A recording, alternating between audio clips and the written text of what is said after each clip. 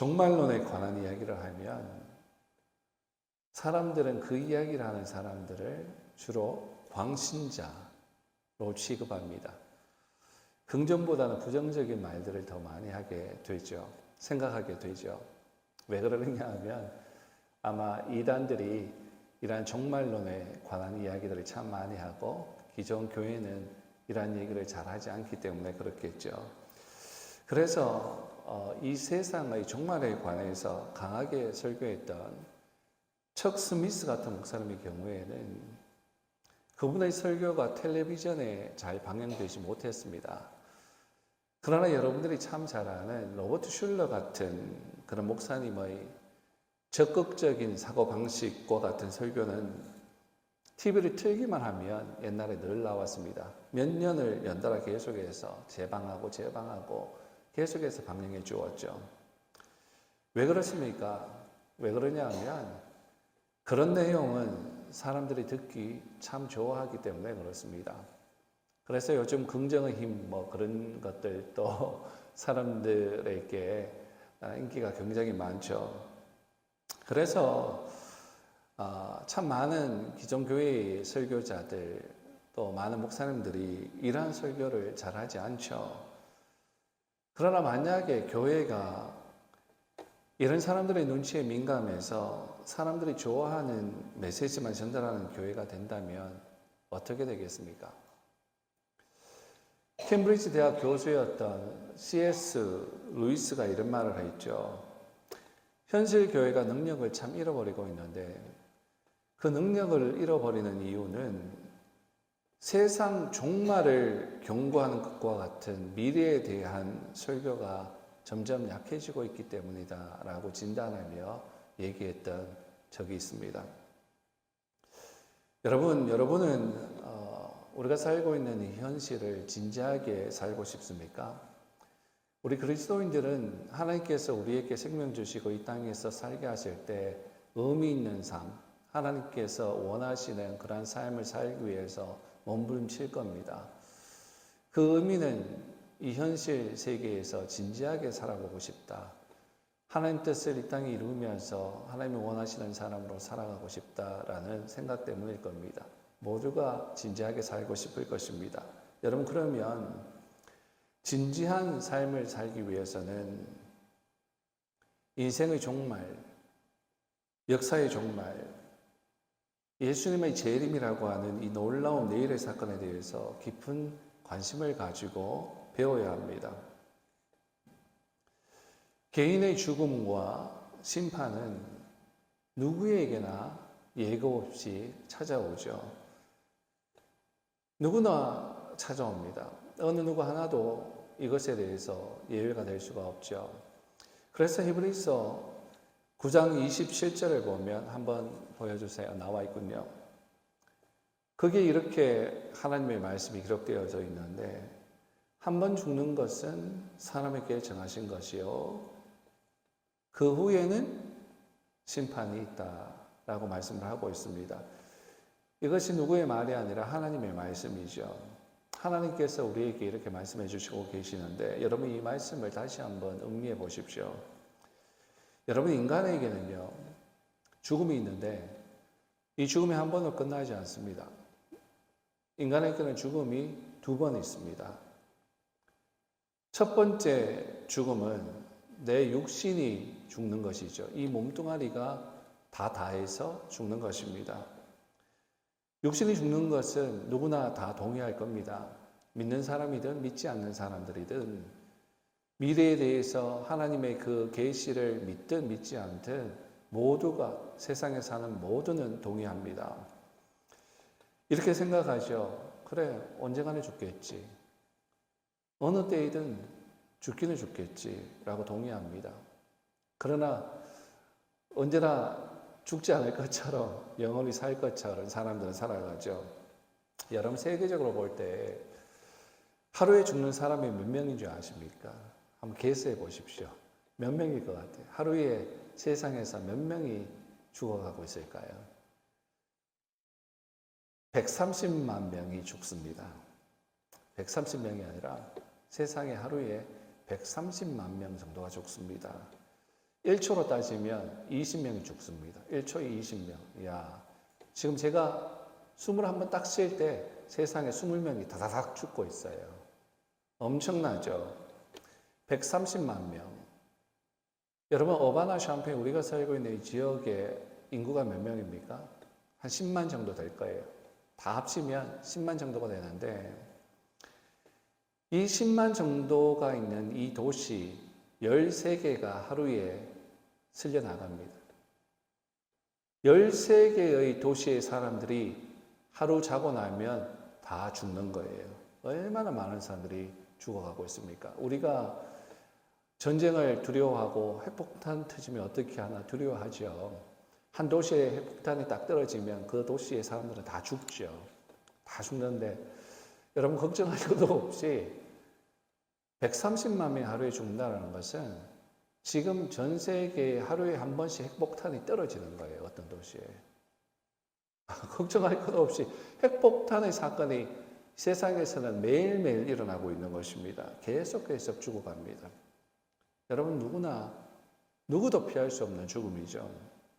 그런데 우리가 죽음의 문제를 놓고 빠지기 쉬운 어리석음이 두 가지가 있는데 하나는 뭐냐면 죽음을 준비하며 살지 않으면서 그래 언젠가는 죽겠지. 언젠가 그 죽음을 맞이할 때를 위해서 적당할 때 어떤 타이밍이 되면 준비하면 되겠지라고 하는 막연한 생각을 가지고 죽음을 기다리고 준비한다는 것입니다. 여러분 얼마나 이러한 생각이 어리석은 생각인 줄 아십니까? 너무 어리석어요. 왜냐하면 내가 언제 죽을 줄 알고 나중에 준비합니까? 저도 50몇 년을 살면서 돌아보면 몇 번 죽을 뻔했어요. 죽을 뻔한 위기들이 왔어요. 불시에. 하나님이 불쌍히 여기셔서 살려주셔서 살고 있는 것이지 그것이 아차 하는 순간에 죽음으로 이어졌다면 저는 이 세상에 없는 거예요. 어느 누구도 내가 언제 죽을지 나중에 언제 90살, 100살 돼서 죽을 건지 계획할 수 없는 것입니다.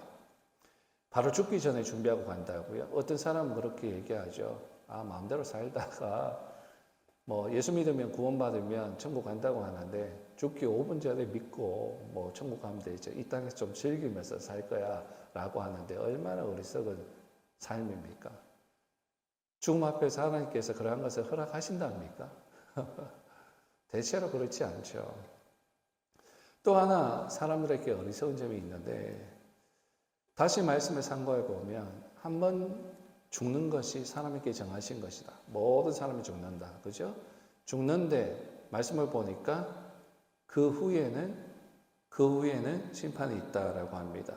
여러분 우리의 육체가 한번 죽으면 세상 사람들은 늘 그러죠. 우리가 육체가 죽으면 다 끝이야. 없어. 뭐가 있어. 끝이야. 이 땅에서 잘 먹고 잘 사는 거야. 실컷 놀다가 그렇게 살아야 후회 없는 거야. 다 끝이야. 끝이니까 그렇게 살아야 돼 라고 얘기를 하죠. 저희 고인 되시는 저희 아버지가 저한테 늘 그랬어요. 죽으면 다 끝이야. 그럼 저는 반발했죠. 끝이 아닙니다. 심판이 있습니다. 믿지 않는 사람들은 다 끝이야 라고 오늘 하루만 살고 내일을 살지 않은 것처럼 그렇게 쾌락을 즐기며 사는데 그런데 정말 그 사람들이 말하는 것처럼 육체가 죽으면 다 끝나면 좋겠는데 그들이 생각하는 것처럼 끝나면 그 사람들이 지혜로운 건데 그런데 하나님께서는 절대로 그렇게 말씀하시지 않고 뭐라고 얘기하십니까? 하나님 말씀에는 그 후에는 이라고 말씀하십니다. 끝남이 아니라 그 후에 뭔가가 또 있다라는 거죠. 여러분 많은 사람들이 죽음 이후 심판의 문제에 대해서 전혀 준비를 안 하고 살죠.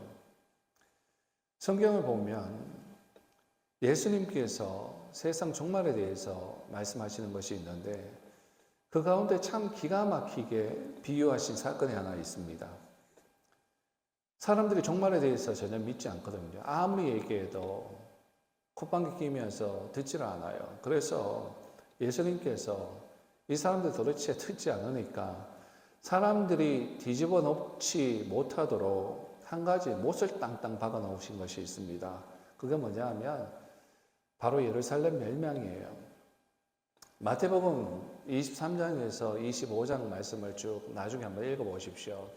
한번 깊게 생각하시면서 묵상하시면서 읽어보시면 좋을 것 같은데 미래를 종말을 준비하는 그런 삶을 살기 참 좋을 거라고 생각합니다. 그 말씀을 한번 읽어보면 예수님께서 세상 종말을 이야기하실 때 한 가지 덧붙여서 이야기하신 것이 있습니다. 그것이 뭐냐면 조금 전에 얘기한 것처럼 예루살렘 종말이에요.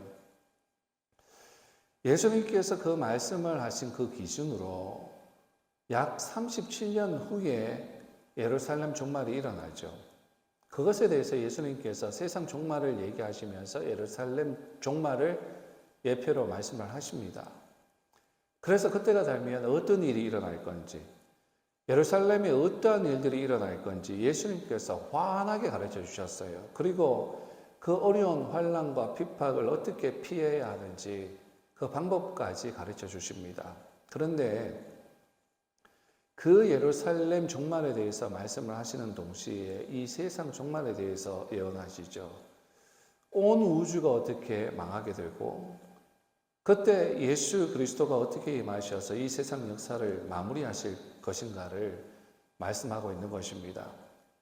그래서 이 말씀을 쭉 23장에서 25장 말씀을 읽어가면 어느 것이 예루살렘 종말에 대해서 말씀하시는 것이고 세상 종말에 대해서 말씀하시는 것인지 잘 구별이 되지 않을 때도 있는데, 그런데 예수님께서 예언하신 대로 예루살렘이 좀 전에 얘기한 것처럼 주 70년에 비참하게 함락이 되죠. 실제적으로 함락이 되죠. 이건 성경의 기록뿐만 아니라 세상 역사를 보면, 세계사를 보면 이루어진 사실은 팩트예요. 그죠? 그래서 주 70년에 멸망할 그 사건을 생각하시면서, 그리고 예루살렘을 바라보시면서 우시던 그 예수님의 말씀 그대로 어떤 일들이 일어납니까? 임신한 여자들 잡혀가서 배가 갈리죠. 잡아와서 얼마나 잔인한지 임신한 여자들의 배를 갈라버려요. 그리고 엄마가 베이비를, 자식을 잡아먹어요. 너무너무 배가 고프니까.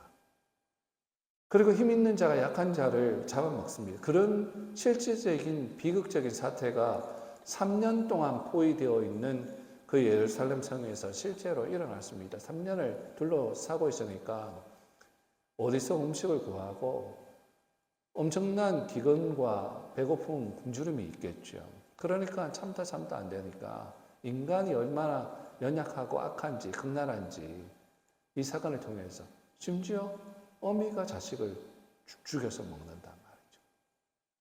이게 인간이에요. 예수님이 예언하신 그대로 성취화되죠. 세상 사람이 기록한 역사책에 보면 이런 사실이 사실입니다. 즉 예수님이 무엇을 말씀하시는가 하면, 얘들아, 내가 세상 종말에 대해서 아무리 너희들에게 예언을 하고 말해줘도 너희들이 도대체 믿지를 않는다. 그러나 예루살렘만 보아라. 내가 예언한 대로 예루살렘이 함락되지 않았느냐. 그지? 그것처럼 내가 예언한 종말도 반드시 올 거다라고 얘기하는 거예요. 세상의 종말을 얘기하면서 샘플을 하나 주신 거예요. 봐라, 정말 이루어지지 않냐. 마치 성경을 우리가 보면 예수님께서 죄사함의 권세가 있잖아요. 죄사해 주시잖아요. 그 죄사했다라고, 죄사함을 받았다라고 얘기하면 사람들이 안 믿을 거 아니에요. 그게 보여? 보이는 게 아니니까. 그러니까 안 믿으니까 예수님께서 샘플을 또 하나 딱 주시죠. 병 고쳐 주시고. 와! 그러고 난 다음에 죄사함 받았다 얘기하니까 사람들이 샘플 하나 딱 던져주니까 이게 실제가 되는 거거든요. 예수님이 세상의 종말을 얘기를 해도 안 믿으니까 예루살렘 종말 예언을 딱 하시고 보여주셨잖아요. 이런 것처럼 종말은 분명히 온다라고 예수님께서 말씀하신 것입니다. 여러분, 예수님이 말씀하신 것처럼 세상의 종말은 분명히 있습니다. 분명히 세상의 끝은 있습니다. 예수님은 오세요.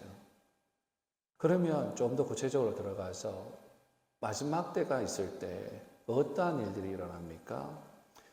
그것을 성경은 무엇이라고 얘기하고 있습니까? 무엇이라고 어떠한 일들이 일어난다라고 얘기하고 있습니까? 첫 번째는 말세의 마지막 때 고통의 때가 이르죠. 요한계시록 보면 마지막 때 고통이 와요. 고난이 와요. 믿는 자들, 믿지 않는 자들. 저는 믿는 자들은 고통 안 당하고 다 휴고당한다라고 하는 어떤 설을 믿지 않습니다.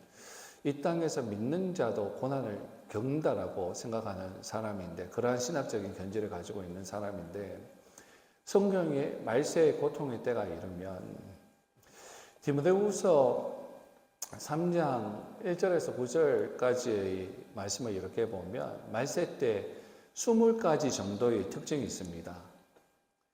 그 특징 하나하나 지금 가지고 올까 그러다가 너무 또 길어져서 설교가 길어질 것 같아서 안 가지고 왔는데, 설명해 드리면 그 20가지의 특징 가운데 한 3가지만 말씀드리면, 사람들이 3가지 우상을 가지고 있는데 뭐냐면, 나와 있죠. 벌써 다 봤구나.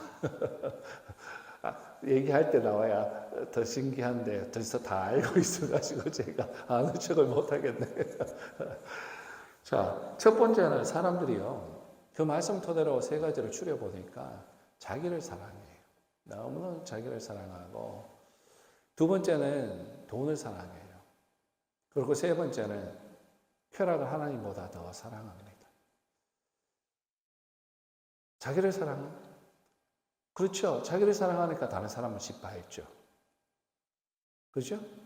돈을 사랑하니까 다른 사람의 것을 착취하죠. 빼앗죠. 그죠? 쾌락을 너무 사랑하니까 하나님의 말씀을 듣지 않죠. 저는 이 말씀을 준비하면서 한번 눈을 감고 세상을 한번 생각해 봤어요. 영화를 보면, 악한 영화를 보면 그런 것들이 너무 잘 표현하고 있죠. 예를 들면 소재들이 참 많잖아요. 영화에 보면 검사들 그죠? 막 그 룸사롱에서 정말 술 마시면서 쾌락을 즐기면서 어떤 어두운 것들을 정말 자기들 편의대로 막 바꿔주고, 뇌물 받아서 안 되는 것도 바꿔주고 하는 그런 모습들.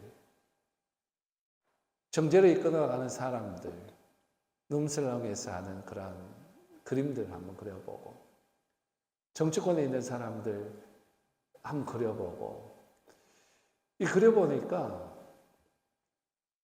제가 말씀을 표현할 필요도 없이 여러분들 너무 잘, 세상이 어떤 악으로 덮여 있는지 눈을 감으면 그냥, 요즘 버닝썬 얘기도 막 옛날에 있었던 거 요즘 또 나오는데, 그거 한번 보세요. 버닝썬의 얘기 뭐예요?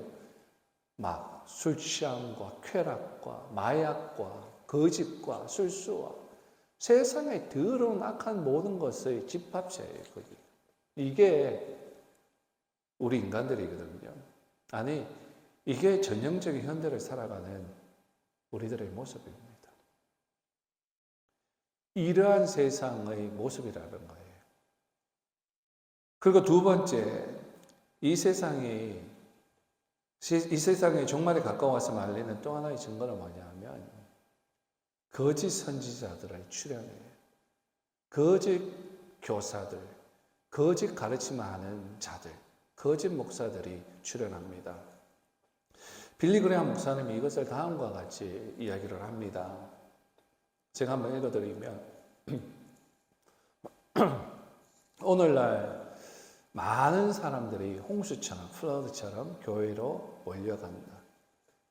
우르르 사람들이 교회로 들어가고 있어요. 그리고 홍수처럼 교회에서 밀려나온다. 대형 교회에 엄청난 사람들이 들어갔다가 나왔다가 하는 것을 한번 상상해 보세요. 대부분의 사람들이 중생받지 못한 위선적인 크리스천들, 명목적인 크리스천들이다. 와, 충격적인 말이죠. 이러한 수많은 사람들이 교회로 몰려 들어갔다가 몰려 나온다. 이 때문에 대형 교회가 생기고 물량주의가 만연해지면서 큰 교회를 선호하는 경향이 커진다. 그러나 그 가운데서 중생받은 사람이 몇이나 되겠는가? 얼마나 구원받았겠는가? 대부분의 사람들은 사람들이 많이 불어나니까 관심을 가지고 그 교회로 몰려가지만 자신들이 세워놓은 기준 안에서 자신들의 비위를 맞춰주는 좋은 이야기를 해주는 목사를 좋아하고 자신들의 아픈 곳을 찌르는 교회는 찾아가지 않으며 자기들의 약한 곳을 집어내는 목사는 목사처럼 보지 않으며 바른 말 하는 사람은 미련한 자로 취급한다.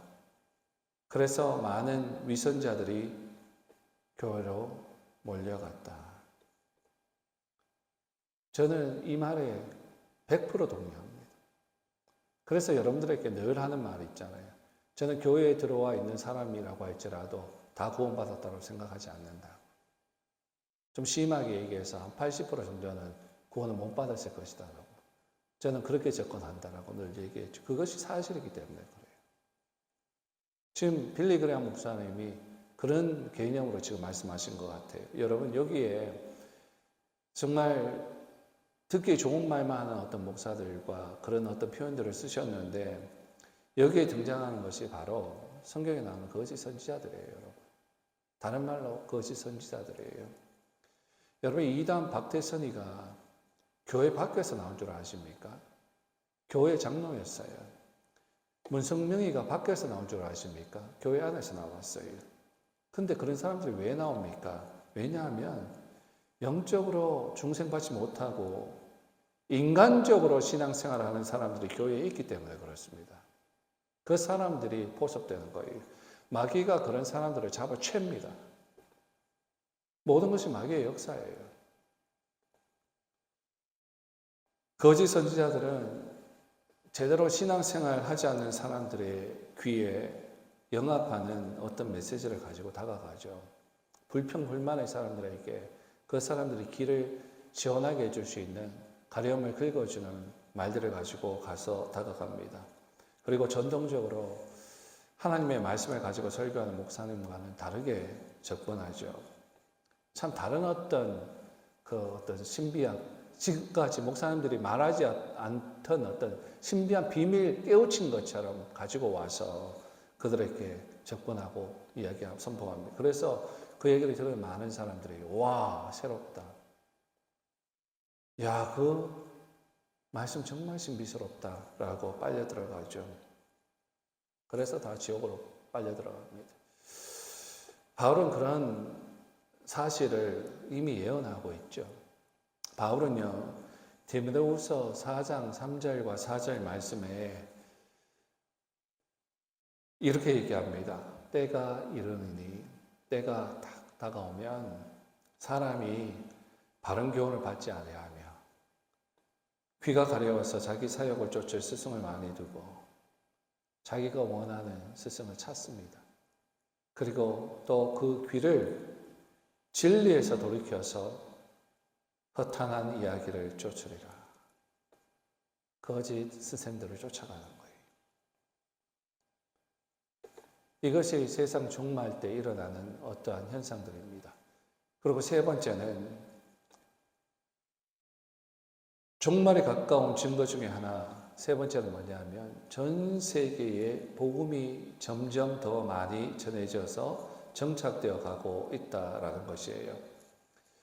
예수님께서 말씀하시기를 마태복음 24장 14절 말씀을 보면 예수님이 이렇게 말씀하십니다. 이 천국 복음이 모든 민족에게 증거되기 위해서 온 세상에 전파되리니 그제야 끝이 오리라. 끝이 올 때 하나님의 복음이 모든 민족에게 전파되어진다라고 얘기합니다. 과거에는 교통이 발달하지 않았고 인터넷이 발달되어 있지 않았기 때문에 복음이 굉장히 느렸죠. 그래서 선교사님이 헌신해서 배를 타고 몇 날 며칠을 가서 그 나라에 가서 더 언어를 배우고 복음을 전하기 위해서 또 한 명도 평생 했는데 한 명도 구원 못했다. 성도 못 만들었다. 그런 얘기도 많이 듣지 않습니까? 그럼 그 다음 세대의 사람이 가서 하고 엄청난 세월이 걸려서 한 명, 두 명 겨우겨우 그렇게 되었는데 요즘에 얼마나 빨라졌습니까? 순식간입니다. 사람이 들어가지 않아도 됩니다. 인터넷이라는 세상과 AI라는 세상과 비행기라고 하는 세상과 모든 것이 빨라져서 선교사가 들어가지 않아도 복음을 접할 수가 있는 세상이 되었어요. 굉장히 빨라진 거예요. 이런 빨라짐을 보면서 편하다라고 생각하는 것도 중요하지만 주님이 정말 말씀하신 것이 점점 가까워지고 있는데 경각심을 가져야 될 거예요. 그리고 네 번째, 또 다른 종말의 증거는 세계 파멸의 위기가 목전에 도사리고 있다는 것입니다. 여러분, 앞으로 일어날 전쟁 무슨 수로 막겠습니까? 요즘 전쟁 계속 일어나는데 스탑을 안 해요. 도대체 얼마나 악한지. 이 정도 했으면 그만해야 되는데 우크라이나 러시아 전쟁도 끝내질 않아요. 그러니까 러시아 푸틴 대통령이 이제 수세에 좀 올릴 때는 언제나 이런 얘기하죠. 우리 핵폭탄 있다. 핵무기 사용할 수 있다. 세상에서 핵무기가 제일 많은 나라가 어디입니까? 러시아 아닙니까? 잘못하면 너희들 나 건드리기만 해봐. 그냥 핵폭탄 사용해 버릴 거야. 위협하죠. 실질적으로 이게 허풍이 아니에요. 그러니까 요즘 이제 북한의 김정은 이 커뮤니스트가 정말 큰일 났는데 김정은이가 이거 러시아 맨날 뒤로 미사일 보내주고 전쟁하는 거 돕기 위해서 총알 보내고 막 포탄 보내고 미사일 보내고 그러니까 푸틴이 고마워가지고 얼마 전에 방문했잖아요. 그러면 방문했다는 건 뭐냐면요. 벌써 사전에 뭔가 딜들이 다 끝난 거예요. 그래 가서 악수하는 거예요. 대통령들은. 뭘 줬겠어요, 여러분. 북한이 원하는 것을 줬을 거예요. 미사일 개발하는 거 기술 주었을 수도 있고 핵무기 어떤 것들 보장했을 수도 있고 요즘 이스라엘과 헤즈볼라, 하마스 더 나아가서 이제 헤즈볼라하고 전쟁 막 일어나려고 그러는데 헤즈볼라 전쟁이 아니라 뒤에 이란이 있고 또 뭐 핵무기들이 옆에서 뭐 오고 막 하고 어떡할 거예요. 만약에 정말로 히틀러 같은 그런 인간이요, 정신 빠진 인간이 나타나면요, 지도자가 명령하면 누르게 돼 있어요. 한번 이렇게 돌아서 나 죽고 니 죽자 그래버리면 정말 개인적으로 죽는 것이 아니라 세상 모든 사람들이 영향권에 든단 말이죠. 그렇게 되면 전 세계가 한순간에 성경의 예언대로 불 속에서 종말을 구하는 겁니다.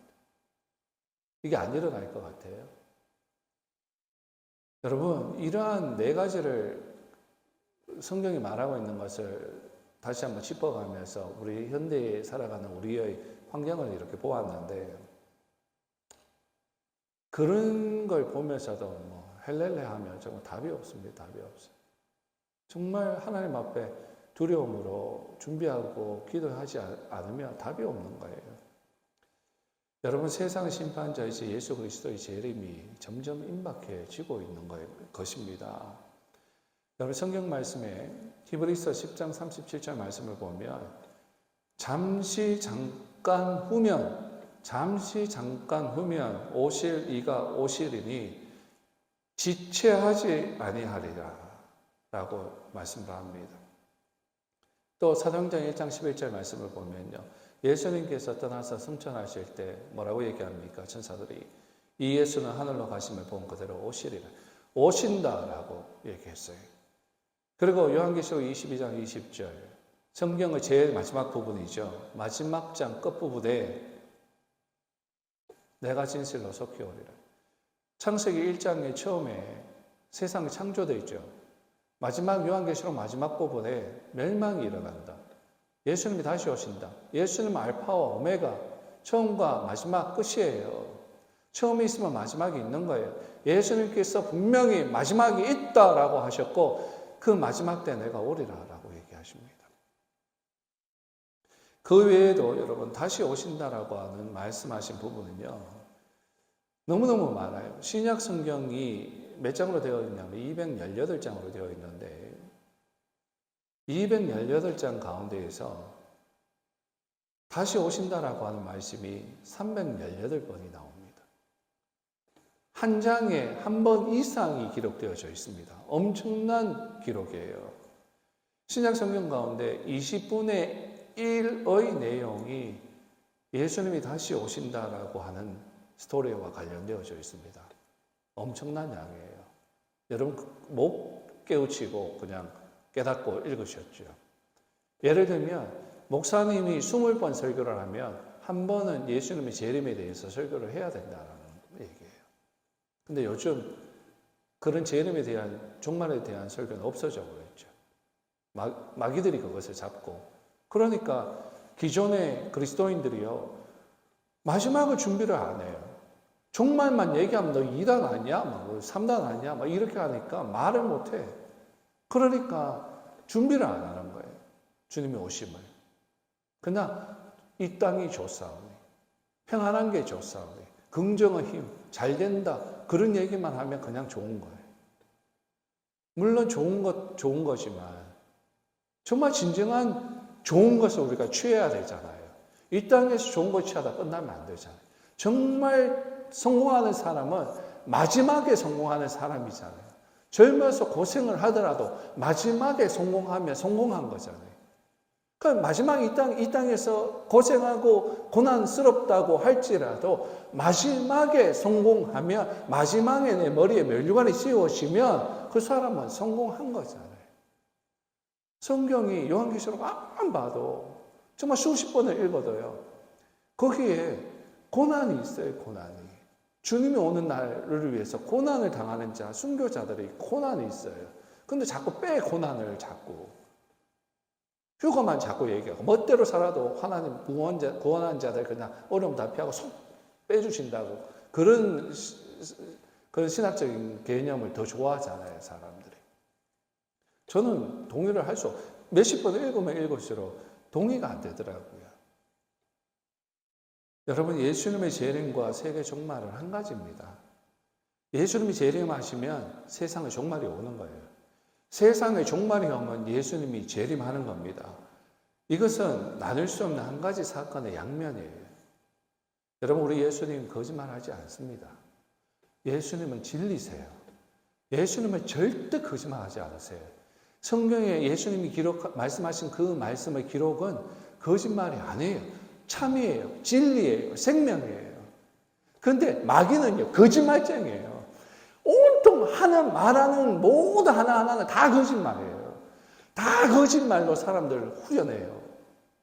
그래서 다 거짓 선지자, 거짓말쟁이들 통해서 다 지옥으로 끌려가는 거예요. 예수님은 거짓말하지 않습니다. 예수님은 분명히 말씀하셨습니다. 내가 다시 오리라. 다시 오리라. 그날이 오면 인류는 마침내 양분됩니다.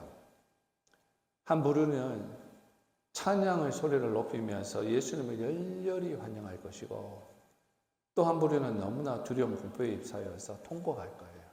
요한계시록 내용이에요. 사람들이요, 강팍에서 그 기적을 보고도, 하나님 능력을 보고도 안 믿어. 이를 팍팍 깔아. 회개하라고 막 고난을 주는데도 절대로 안 믿어. 그리고 하나님 막 저주해요. 이를 팍팍 깔고 절대로 안 믿어요. 그러나 하나님의 사람들은 그 고난을 견뎌내죠. 순교하죠.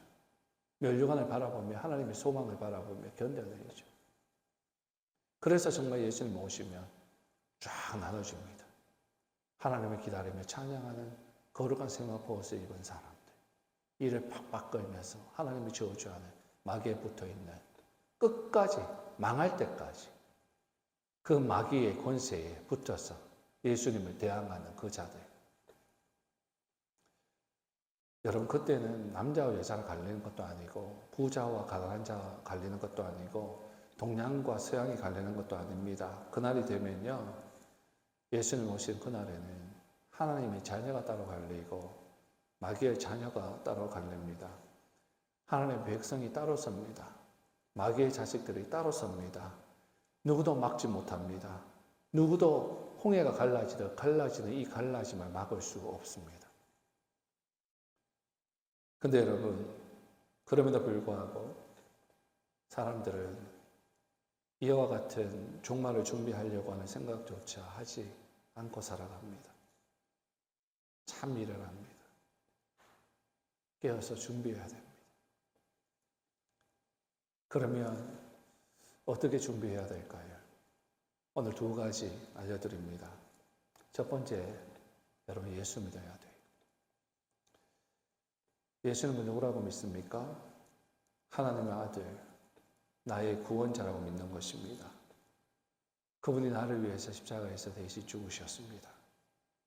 그리고 3일 만에 다시 살아나셔서 죽음을 이기고 사탄의 권세의 속박을 풀고 우리를 구원해서 아름다운 하나님의 자리에 앉히는 놀라운 그분은 구원자이시다라는 것을 믿는 것입니다.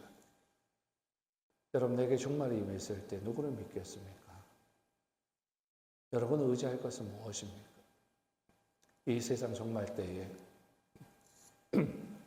우리가 의지할 분은 예수 그리스도. 그 예수 그리스도밖에 없습니다. 예수님 외에는 답이 없습니다. 두 번째, 우리가 이 종말을 어떻게 준비하며 살아야 할까? 두 번째는 우리는 세상의 유행대로 살지 말아야 됩니다. 세상의, 이 바벨론 세상의 모든 유행을 따라가서는 안 됩니다. 바벨론이라고 하는 것은, 성경에 나오는 바벨론이라고 하는 것은 이 세상의 모든 문화, 모든 생각, 모든 체제예요. 이 세상에 푹 빠져서 그들이 원하는 대로 살아가면 안 된다는 거예요.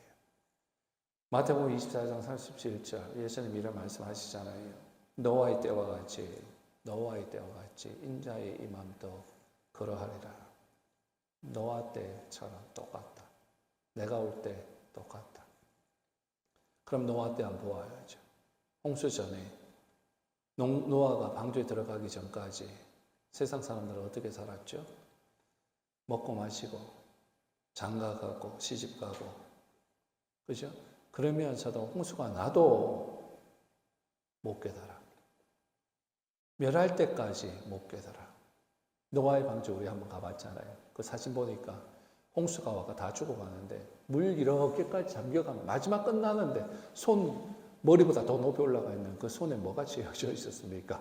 보화가 쥐어져 있었어요. 절대로 못 봐. 그게 자기의 모든 삶의 최고예요. 최고 높은 곳에 올라가요. 물이 들어와 있음에도 불구하고. 그 사람도 그랬을 것 같아요.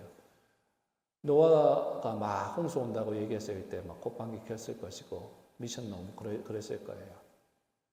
근데 비가 와. 뭐 오다 말겠지 그랬을 거예요. 막 차. 에이 이제 빠지겠지. 그 산으로 피했어. 어느 정도 올라가다가 뭐 말겠지. 여보 금 챙겼어? 그랬을 거예요. 올라가면서. 그거 챙기라고 그랬잖아. 뭐 하는 거야? 그랬을 거예요. 막 올라갔어. 꼭대기까지 막차. 금 못 가지고 가. 무거워. 여보, 도저히 이거 못 가져. 그래, 어쩔 수 없다. 그럼 그거 다이아몬드 그거 손에 끼고 있는 거 챙겼어? 그거는 있어야 돼. 나중에 물 빠지면 내려가면 그거 팔아야 되는 거로 살아야 되니까. 여기까지 왔어. 그거 빠질 거야. 여보, 다이아몬드 지켜. 이러고. 다 잠겨.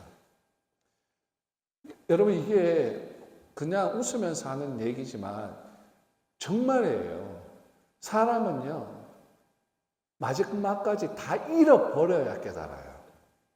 근데 마지막까지 다 잃어버리면 차 떠났어. 없어. 그냥 끝난 거야. 끝난 거. 도박에 빠지고 마약에 빠지고 막 다 빠진 거 세상 바벨론에 빠져가지고 사는 사람요. 정말 끝까지 가야 깨닫습니다. 중간에 못 나와요. 홍수가 나서 자기들 생명이 다 끊어질 때까지 깨닫지 못하고 있었으니 얼마나 캄캄한 사람들입니까? 그런데 여러분, 예수님이 이와 같다. 내가 올 때 이와 같다. 똑같다라는 거예요. 도대체가 못 깨달아요. 아무리 얘기해도. 짐승들처럼 사람들이 얼마나 짐승 같은 줄 아십니까? 제가 회사 생활 해보니까요. 정말 짐승 같더라고요. 이건 정말 사람이 아니다. 그냥 짐승이다. 또 택시 운전을 해보면요. 이거 사람이 아니다. 정말 이 사람은 짐승처럼 행동한다. 정말 사람들이 짐승처럼, 영적으로 짐승처럼 그냥 코를 세상에나 쳐박고요. 하늘을 안 바라보고.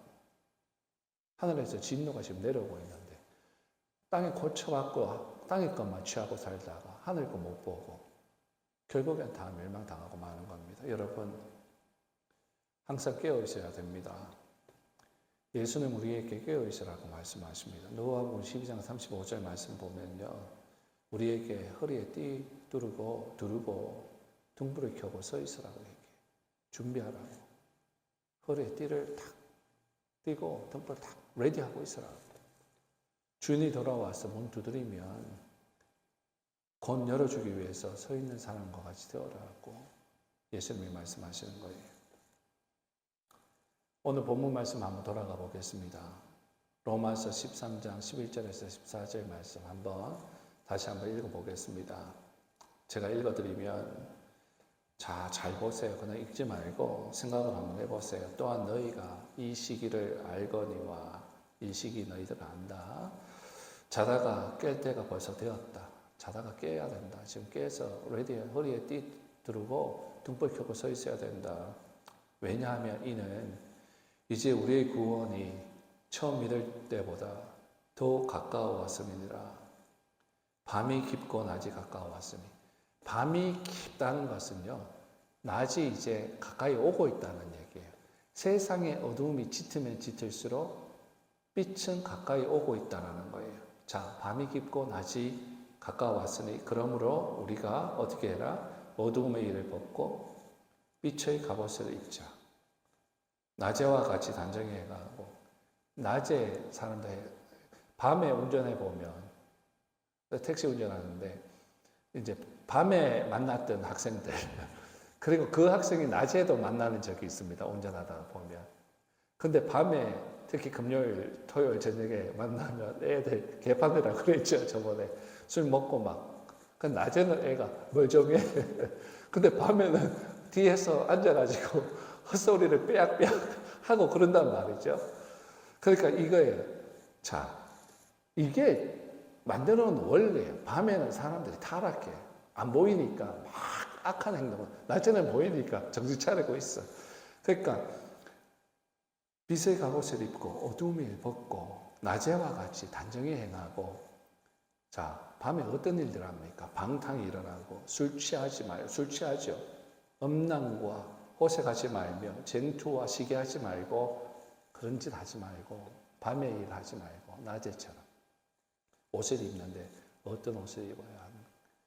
예수 그리스도의 옷을 입어라. 예수 그리스도의 옷을 입고 정력을 위해서 육신의 일을 도모하지 말라라고 사도 바울은 우리에게 권면해 주고 있습니다. 사랑하는 여러분, 세상 종말이라든지 예수님의 재림이라고 하는 이야기는 절대로 두렵고 우울한 이야기가 아닙니다. 믿는 자에게는 그것이 소망이고 비전입니다. 이것이 분명히 믿는 자에는 낙관론입니다. 그죠? 왜 우리가 같이 세상 사람들처럼 비관론으로 이것을 바라봅니까? 종말론은, 재림론은 비전이고 소망인 거예요. 우리 믿는 자들이 소망하며 사는 건데 왜 no 라고 얘기를 합니까? 예수님이 다시 오시면 새하늘과 새 땅을 창조하시고 우리의 영혼들을 그 아름다운 나라로 인도하시고 죄인을 죄인대로 심판하시고 하나님을 믿는 거룩한 성도는 거룩한 대로 대접하시는데 그것이 어떻게 비관론이 될 수가 있습니까? 우리의 주위를 한번 보십시오. 도덕도 없어요. 가치 기준도 없어요. 제 마음대로 인생을 합리화하면서 남을 괴롭히는 사람들이 너무너무 많습니다. 그 사람들을 바라보는 우리의 눈은 어떻습니까? 예수님이 오셔서 악인을 심판하시는 심판의 날이 있다고 믿기 때문에 그래도 우리는 그들이 주는 아픔을 참죠. 어렵게 살려고 하는 사람들은 직장에서 쫓겨나고 남들처럼 그릇된 수단 방법 쓰지 않고 선량한 양심 가지고 사는 사람 진급도 안 되고 세상이 그렇잖아요.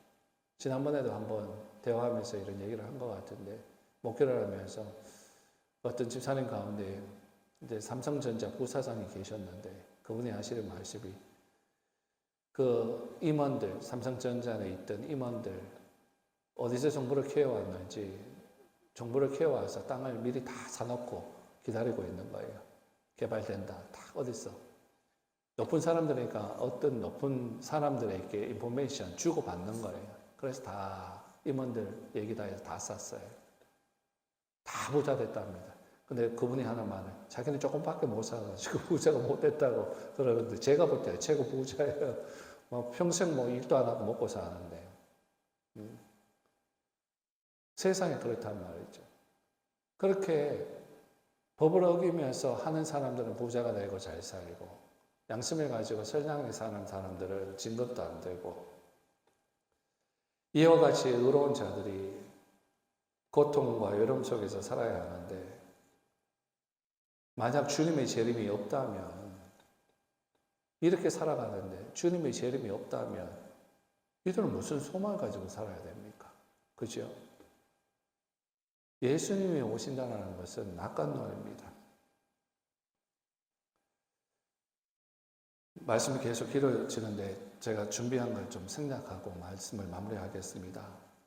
여러분, 예수님의 재림이 없다면 그렇게 세상에서 사는 것이 불쌍한 거잖아요. 그렇게 우리가 참고 견디고 죽음까지 불쌍하면서 주님의 말씀대로 사는 것은 바로 이 예수님이 다시 오시는 이 정말 재림, 이것 때문에 소망을 가지고 사는 것이지 않습니까? 우리에게는 이 신학적인 어떤 체계가 있어야 됩니다. 주님 다시 오신다. 주님 다시 오신다라고 하는 그 소망. 여러분, 예수 믿으시기를 바랍니다. 이것만이 우리의 해답이에요. 모든 거 지금 엄청나게 얘기했는데 예수만이 해답이에요. 예수만이 모든 걸 해결할 수 있습니다. 예수 믿고 구원 받을 수 있기를 바랍니다. 예수 믿고 이 세상 사십시오. 그래서 의인은 믿음으로 삽니다. 의인은 믿음으로 산다고 그랬어요. 나 예수 믿는데 마음대로 살고 구원 받으면 되지. 아니에요.